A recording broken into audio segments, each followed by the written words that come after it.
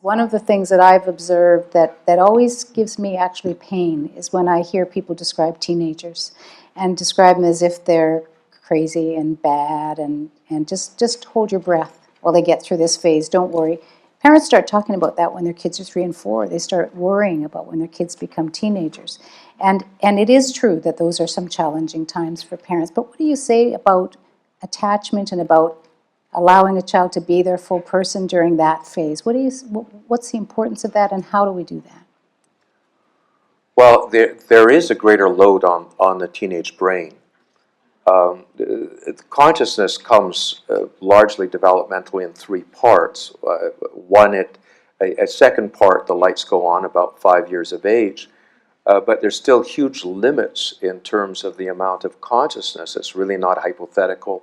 It's really not reflective fully until puberty, and what happens is the amount at puberty that becomes accessible to consciousness means that there's all this raw material to integrate, to be able to pair up and to be in the middle of.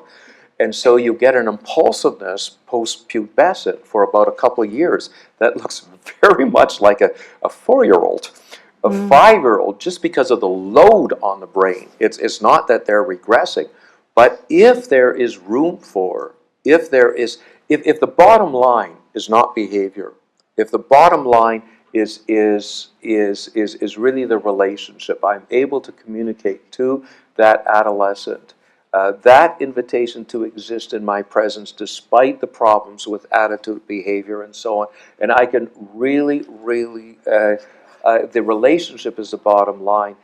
Given that containment, there's a lot more room for the child, for the adolescent, to be able to come in the middle of their mixed feelings.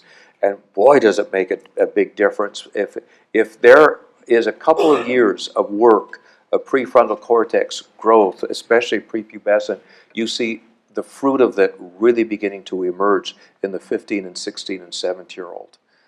However, if it doesn't get to do that work, you'll get this huge pendulum swing, this polarized reactions, black and white thinking that can last for a lifetime. This is where the parent comes into it, because the parent has to make room for those fluctuations and that impulsivity and that acting out. Now, what happens to us is, number one, we feel threatened at this point. And sometimes kids are far more intellectually capable than they are emotionally capable. Yes, absolutely. Then we engage with their intellects and we think they should be able to understand all the stuff. And then there's a huge gap between their intellectual level. Well, if you knew better, you should be able to behave better. Exactly. Yeah. Which is true for ourselves too, but we don't look at that too closely. So we feel threatened and we feel upset, and then we want to fix it or control it. Secondly, parents are stressed, and this is where, if there's grandparents around who've seen this all before, and they have a tolerant attitude towards it, they can act as a buffer. But again, we tend to parent in an isolated fashion, and in a very stressed kind of fashion. So there just isn't a container.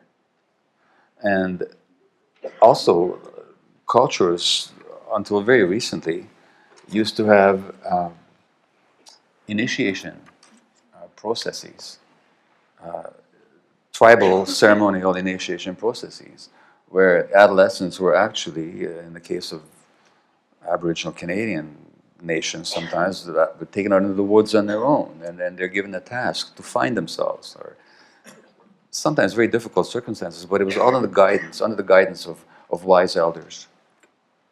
All that's gone, so that the initiation to the adult world either has totally atrophied or has become kind of a vestige, such as the Jewish bar mitzvah ceremony, which is no longer a real initiation at all. It's more like a vestige of one. And so in the absence of that, then kids are left to be initiated into the world by their peers.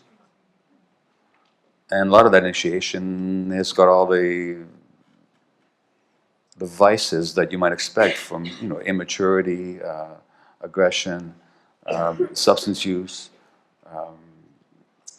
rejection of the adult values and all that. So there's a whole lot of cultural reasons why the natural process that Gordon talks about, which could be contained and directed, actually can take on very negative proportions, very negative dimensions in our society.